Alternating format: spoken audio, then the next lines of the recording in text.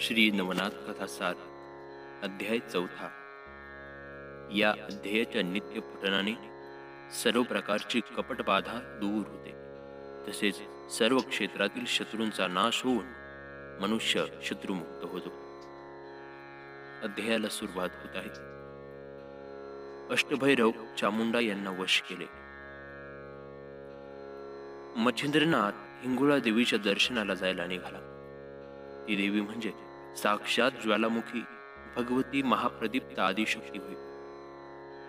जेव्हा मच्छिंद्रनाथ देवीच्या प्रचंड दरवाजापाशी पोहोचला, तेव्हा दरवाजावर महापराक्रमी अष्टभैरव उभे होते.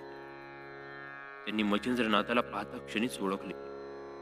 साबरी मंत्राने नाग अश्वत्थाच्या झाडाखाली नाथाने सर्व देव अनुकल करून त्यांच्यापासून वरदाने मागून घेतली. ती ह्याची कितपत सिद्धीस गेली आहे ती प्रचिती पाहावी असे त्यांच्या मनात आले. त्याबरोबर ते भैरवे आपली रूपे बदलून संन्याशी झाले आणि दाराशी उभे राहिले. तुम्ही कुठे चाललात असे मच्छिंद्रनाथाला विचारल्यावर त्याने सांगितलं, मला देवीचं दर्शन घ्यावयाचं आहे, म्हणून मी आज जात आहे. ते ऐकून संन्याशी म्हणाले, आम्ही इथले द्वारपाल आहोत. इथे दाराशी उभे राहून जे कोणी देवीच्या दर्शनाला येतात त्यांच्या पापपुण्याची चौकशी करून जो पुण्यवान व मनापासून दर्शनाची इच्छा करणारा असेल त्यालाच आम्ही आज जाऊ देतो. तुझ्या पापपुण्याचा झाडा देऊन तू आज जाऊ शकतोस. दर्शनाचा आवाहन रत्ती सुखाच्या आमिषाने कोणी आज जाऊ लागले तर आत प्रवेश करताना तो दारातच अडकतो, कारण त्यावेळेस दार अतिशय लहान होते. कुठे बोलून अडकला असे दिसताच आम्ही त्याला मागे ओढून शिक्षा करतो. तेव्हा तुमच्या हातून जी जी कर्मे झाली असतील ती सर्व सांगा, मग दर्शनास खुशाल जा. अष्टभैरवाचे हे बोलणे ऐकून मच्छिंद्रनाथ म्हणाला, मी पाप पुण्य काही जाणत नाही. माझ्याकडून आजपर्यंत जी जी कर्मे घडली ती मी ईश्वरासाठी केली आहेत. आम्ही जती पाप पुण्यापासून अलिप्त आहोत. मच्छिंद्रनाथाचे बोलणे ऐकून अष्टभैरव चकित झाले. ते म्हणाले, जन्माला आल्यापासून तू केलेली कर्मे लपवून ठेवलीस तर येथे तुझा निभाव लागायचा नाही. तुला शिक्षा भोगावीच लागेल. म्हणून काही वाईट असेल ते सांगून आज जा, म्हणजे अंबाबाई तुझ्यावर कृपा करेल, तुला दर्शन देईल. हे ऐकून शेवटी मच्छिंद्रनाथ म्हणाला, प्राण्यांना शासन करण्यासाठी मी अवतार घेतला आहे. माझ्या पुढे तुम्हा शूद्रांचा काय प्रताप. ते ऐकून अष्टभैरवांना राग आला. त्रिशूळ, फरस, गांडीव, तलवारी, अंकुश, पर्ची, गदा, भाले, कराडी अशी सर्व प्रकारची तीक्ष्ण शस्त्रे घेऊन ते युद्धाला सिद्ध झाले. मच्छिंद्रनाथाने जय जय श्री दत्त गुरुराज म्हणून हातात भस्म घेतले व मंत्रून म्हटले, मित्रा वरुण देवा, माझ्या कार्यासाठी सहाय्य करा. वरुणी, अग्नी, वायू, इंद्रादी देवगण, गंधर्व यांनी मला मदत करावी. अशा तऱ्हेने सर्वांना युद्धाचे आमंत्रण करून मंतरलेले भस्म दाही दिशांना फेकले. नंतर वज्र पंजर प्रयोग म्हणून विभूती कपालाला लावली. त्याबरोबर त्याचे शरीर वज्राहूनही कठीण झाले. मग मच्छिंद्रनाथाने भैरवांना सांगितले, तुम्ही आता आळस करून वेळ लावू नका. युद्ध करण्यास तयार व्हा. युद्ध केले नाहीत तर तुमच्या मात्या पित्याची शपथ आहे तुम्हाला. युद्धाला या, नाही तर विहिरीत जीव द्या. ही कठोर वाणी ऐकून अष्टभैरवांनी रागारागाने शस्त्रे सोडली. परंतु मच्छिंद्रनाथाने ते गवताच्या काडीप्रमाणे मानले.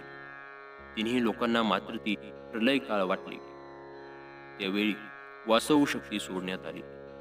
त्या आवाजाने ब्रह्मांड दाना आणून गेले. शेष दचकला. तो आवाज अंबेने ऐकला व त्याचा शोध घेण्यासाठी तिने आपल्या लावण्यवती दासी पाठवल्या. त्यांनी हा सर्व प्रकार पाहिल्यानंतर दुसऱ्या पुष्कळ दासी मदतीला आणून शस्त्रास्त्रांचा जोरदार मारा चालू केला. मच्छिंद्रनाथाने ते सर्वांचे निवारण केले आणि भुलविणारे मोहिनी अस्त्र कामेश्वरामध्ये घालून रोखून टाकले. तेव्हा त्या अस्त्राने दासींच्या देहात गुप्त संचार करून विषाच्या प्रमाणे सर्वांना भ्रमविले. अशा प्रकारे चमत्कार चालू असताना विद्या गौरव अस्त्राच्या मदतीने त्यानं सर्वांना लग्न करून त्यांची वस्त्रे आकाशात उडविली. नंतर माया नामक अस्त्राच्या सहाय्याने हजारो पुरुष त्या दासींपुढे निर्माण केले. नंतर स्मरण अस्त्राच्या योगाने त्या सर्व दासींना शुद्धीवर आणले. समोर हजारो पुरुष व आपण मुक्त केसांच्या वस्त्राशिवाय असा प्रकार पाहून त्या दासी अत्यंत लाजल्या व सुसाट पळत सुटल्या. त्या पळत असताना प्राणकंठाशी येऊन अत्यवस्थ पडलेले भैरव त्यांनी पाहिले. मग त्या भगवती जवळ आल्या. त्यांना नग्न पाहून अंबेला आश्चर्य वाटलं. तिने काय झालं म्हणून विचारताच दासी म्हणाल्या, पुण्य सरलं म्हणून ही दशा आम्हाला प्राप्त झाली. एक जोगी आला आहे, त्यानं आमची अशी दुर्दशा केली आहे.